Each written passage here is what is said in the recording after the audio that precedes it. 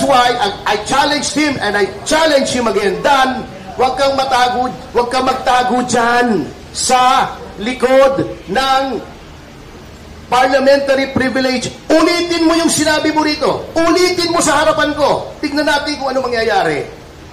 Ito wag eh.